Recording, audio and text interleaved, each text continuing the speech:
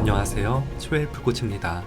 음식이 약이 되게 하고 약이 음식이 되게 하라는 히포크라테스의 말처럼 우리가 섭취하는 음식은 건강과 밀접한 관계가 있습니다. 히포크라테스는 실제로 다양한 질병을 치료하기 위해 마늘을 처방했고 현대 과학에서도 많은 연구를 통해 마늘의 다양한 효능을 발표하였습니다. 연구에 따르면 마늘은 고혈압 환자의 혈압을 낮추는 데 도움을 주고 콜레스테롤 수치를 향상시켜 심장병의 위험을 낮춰주며 마늘의 항산화제는 알츠하이머병과 치매 위험을 줄여주고 미국 국립암연구소는 식물성 식품 중 항암 효과가 가장 좋은 식품으로 마늘을 꼽기도 하였습니다. 하지만 몸에 좋은 마늘도 사람마다 독이 되는 순간도 있기 때문에 섭취에 주의해야 합니다. 오늘 전해드릴 이야기는 마늘이 독이 되는 순간입니다. 첫 번째는 위염 환자입니다. 평소 위장이 약하거나 위염 등을 앓는 사람은 생마늘이나 마늘즙을 먹지 않는 게 좋습니다. 마늘의 온갖 효용성의 중심에 있는 알리신이 문제가 될 수 있습니다. 흔히들 생마늘을 먹을 경우 먹으면 먹을수록 알싸한 맛이 위에서도 이어지는 기분이 들거나 이상하게 타는 듯한 속쓰림을 느끼는 경우가 있는데 마늘의 매운맛을 내는 알리신 성분은 위벽을 자극해 속쓰림이나 소화불량 등을 일으킬 수 있으며 특히 마늘즙은 생마늘보다 알리신 성분 함량이 높아 부작용이 심하게 나타날 수 있습니다. 이때는 마늘을 익혀서 먹는 것이 좋은데 마늘은 열을 가하면 줄어드는 성분도 있지만 생성되는 성분도 있습니다. 마늘에 열을 가하게 되면 알리신, 수용성 비타민 B, C 등이 다소 감소하지만 노화를 방지하는 항산화 물질의 활성도와 폴리페놀, 플라보노이드 등의 함량은 오히려 증가하게 되고 마늘을 고온 열 처리하면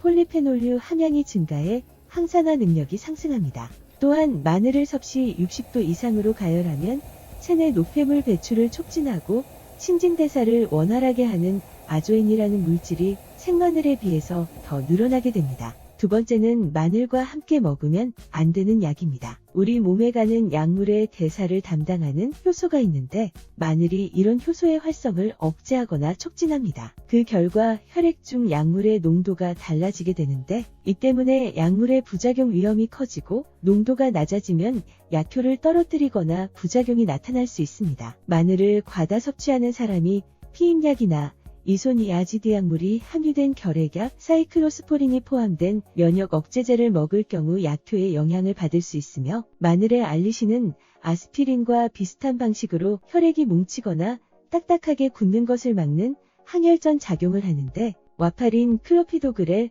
에녹사파린 등의 약물을 복용 중일 경우 역시 마늘을 너무 많이 섭취하지 않도록 해야 하며 특히 와파린 등의 혈전 용해제를 복용하고 있는 심장병 환자들이 마늘을 많이 먹으면 지혈이 잘 안 될 위험이 높아지게 되므로 심장병 환자들이나 외과 수술을 앞두고 있다면 수술 일주일 전에는 마늘을 너무 많이 섭취하지 않는 게 좋습니다. 양념에 들어간 적은 양의 마늘까지는 피할 필요가 없지만 마늘 액기스, 마늘 파우더, 마늘즙을 먹는 경우 복용 중인 약이 있다면 마늘에 영향을 받는 약이 있는지 의사에게 물어보는 것이 좋습니다. 세 번째는 과민성 장증후군입니다. 과민성 장증후군은 생명을 직접 위협하는 질환은 아니지만 수시로 발생하는 복통, 설사로 인해 삶의 질을 저하시키게 되는데 대개 배변 후 증상이 나아지는 양상을 보이나 두통과 전신 피로, 불면증, 어깨 결림, 명치에 타는 듯한 느낌, 무력감 등이 오랜 기간 동반되는 사람도 있습니다. 자극적인 음식은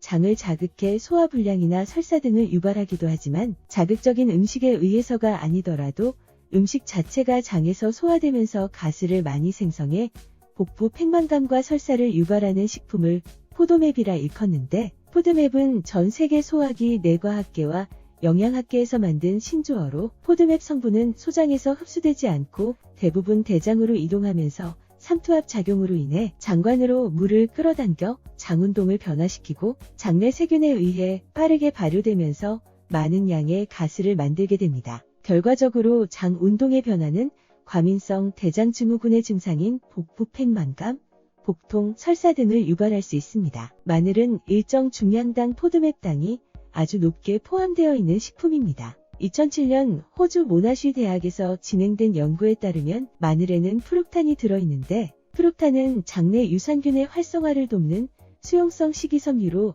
일반인에게는 좋은 성분이지만 과민성 장증후군 환자에겐 나쁜 성분인데 특히 오래 보관된 마늘의 경우 갓 수확한 신선한 마늘보다 약 3배나 많은 프룩탄이 들어있습니다. 또한 마늘, 양파처럼 황을 만드는 성분이 많은 경우 역시 장에 가스가 많이 차게 되고 방귀 냄새가 독해지기도 하므로 이때는 마늘 섭취를 자제하는 것이 좋습니다. 누군가에게는 충분히 건강식품이지만 과민성 장증후군이나 기타 위장 장애를 달고 다니는 사람들은 마늘처럼 고포도맥 식품을 피하는 것이 좋습니다. 네 번째는 마늘 알레르기입니다. 마늘 알레르기는 그렇게 흔하지는 않지만 복숭아나 땅콩, 갑각류 알레르기처럼 마늘 역시 알레르기를 일으킬 수 있습니다. 마늘 알레르기는 피부 발진, 복통, 설사, 메스꺼움 및 구토, 아나필락시스, 혀가 붓는 증상이 나타날 수 있으니 마늘 섭취 후 이런 증상이 나타난다면 마늘 알레르기를 의심해봐야 하며 소양인 체질이라면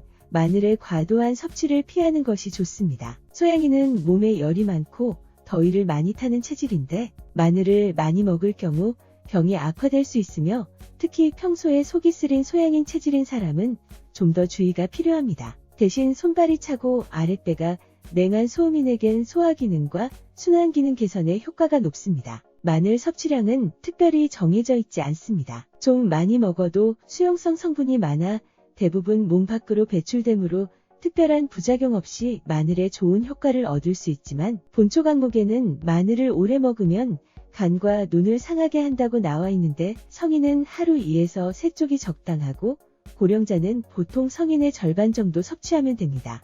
건강의 차이가 곧 인생의 차이다. 시청해 주셔서 감사합니다. 행복한 하루 되시길 바랍니다.